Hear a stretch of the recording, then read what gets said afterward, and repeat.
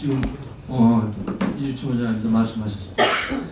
해리 헬스 대사 인격적으로 이렇게 네티즌들이 코수염 가지고 모두가 이런 것이 미국 워싱턴에서 지금 굉장히 위판적인 여론이 일고 있어요.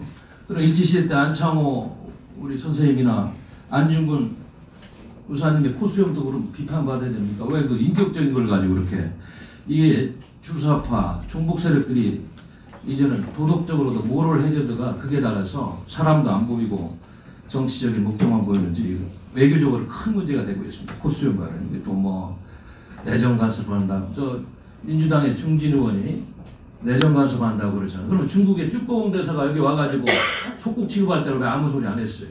민주당 중진들. 이게 전혀 지금 맞지도 않고 또 일본 총동문까지 이야기하고 뭐 송영길 의원 그다음에 누가 서른 의원들 이렇게 그 중진 의원들이 여권에 외교적으로 한미 관계를 훼손하는 발언을 이렇게 하면은 아무리 2,000명의 외교관들이 전국을 전 세계를 누비면서 외교 활동을 해도 하루 아침에 다 깎아먹을 거예요. 그럼 쭈꺼웅 대사가 와서 내정 간섭하고 한국을 소국 취급할 때는 왜 가만히 있었어요, 그 사람들?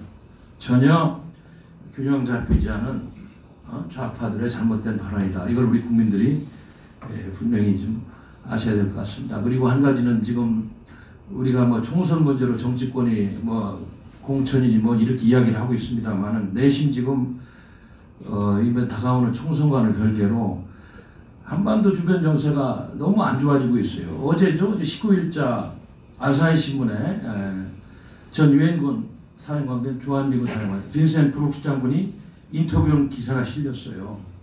그래서 2017년도에 그 당시 한반도에 전운이 감돌 때 한국과 일본에 있는 주한미군들 철수하는 계획을 수립했던 사실을 언급하고 지금 2020년도에 한반도 정세가 얼마나 안 좋은 걸 이렇게 대비해가지고 말씀하면서 지금 미국에서 전략자산을 총동원해서 한반도 주변 북한의 동태를 살피고 있지 않습니까? 이런 거 연계해가지고 2017년보다 상황이 더 안 좋은 상황에서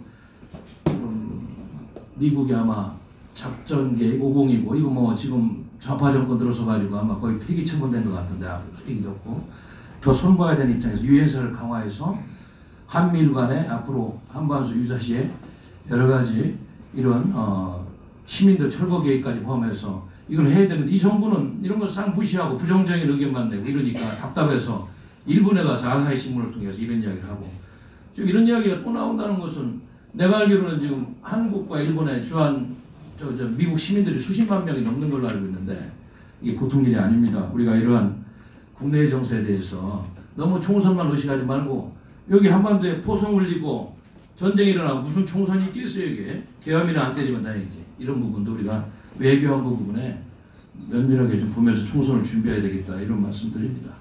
또 한 가지 재밌는 것은 안철수 씨가 독일에서 1년 뭐 6개월인가 있다 귀국하면서 김포공항에서 구두발로 절을 했는데 구두 좀 벗고 절을 하면 좀 양반이라고 할 텐데 구두 신고 하는 거 보니까 좀 못 배운 것 같습니다.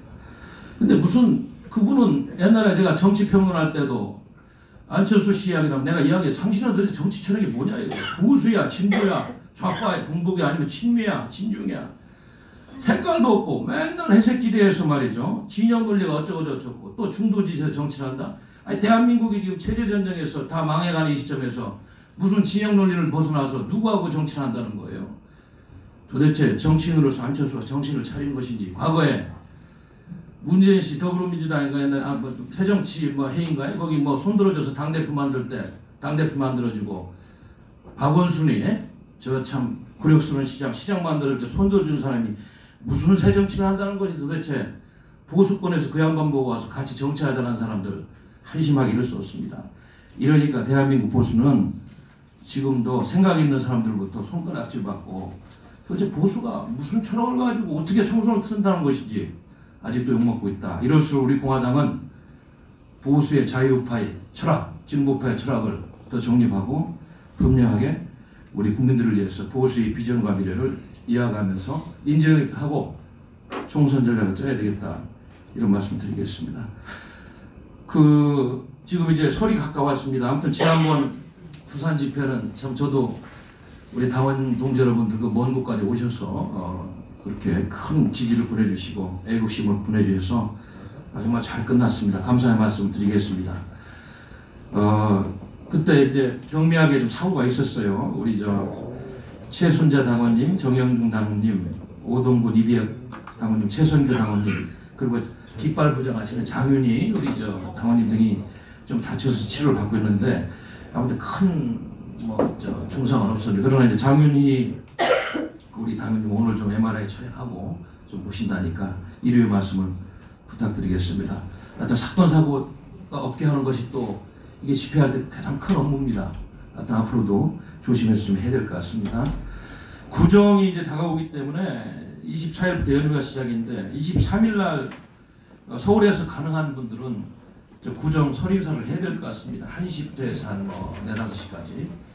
그래서 서울에 계신 분들은 당직자들 같이 나가서 23일 날 연휴 시작되기 전날 설인사를 해야 되겠다 이런 생각이 들고요. 그러니까 지방에 가신 분들은 할 수 없고 서울에 계신 당직자분들은 같이 지도부 가능한 분들하고 같이 인사를 했으면 좋겠습니다.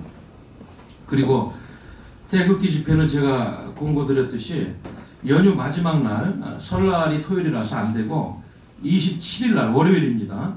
27일 날 월요일 날 12시 반에 서울역에서 집회를 하고, 그러니까 서울역 4번 출구죠. 숭례문 앞에서 무대를 틀고, 그리고 광화문에서 3시 반부터 집회를 해서 그 이후의 일정은 좀 상황을 봐서 청와대 부분은 대표님들하고 상의해서 결정을 해야 될 것 같습니다. 이렇게 일정을 잡아놨습니다. 그리고 이제 구정이 가까우니까 제가 지난번에도 지도당위원장님 부탁을 드렸습니다만은 우리 당을 홍보하는 현수막, 이슈 관련 현수막, 또 인사 현수막을 1인 1현수막 개첩운동을 막바지에 좀 전개해달라. 서명대를 통해서 또 골목 위주로, 이래서 큰 길거리는 되도록이면 설이 시작되는 연휴 때 안 뛰게 그렇게 좀 개첩을 좀 부탁드리겠습니다. 그래서 이번 설 연휴는 사실 3장 운동을 할 수 있는 좋은 기회다. 더 전단지 당보 돌리고 현수막을 더 달고, 그리고 집회가 또 27일 예정되어 있기 때문에 더 모이고. 3장은 4장. 예. 돌리자, 달자, 모이자. 예, 그렇습니다. 3자 운동을 좀 더 전개해주는 그런 좋은 기회가 됐으면 좋겠습니다. 그리고 2월 1일 날 토요일은 집회가 서울역에서 역시 남대문 쪽에 서울역에서 12시 반에 하고 2부 집회는 광화문으로 예정되어 있습니다. 그리고 이제 박근혜 대통령님 탄신일입니다. 탄신일이라는 말보다는 생신이라고 해야 되겠죠? 이제 잘못 적었는데 2일 날도 집회를 합니다. 12시 반에 서청대에서 생신날 가서 좀 인사 좀 드리고, 그리고 2부 집회는 지금 광화문으로 사는 걸로 일단 일정을 잡았습니다. 이렇게 일정이 이렇게 촘촘하게 나와 있습니다. 설 연휴 기간에 저희 당원들께서 우리 당을 홍보하는 가장 큰 기회이기 때문에 또 우리 서명대를 중심으로 또 예비 후보자를 중심으로 열심히 했으면 좋겠습니다.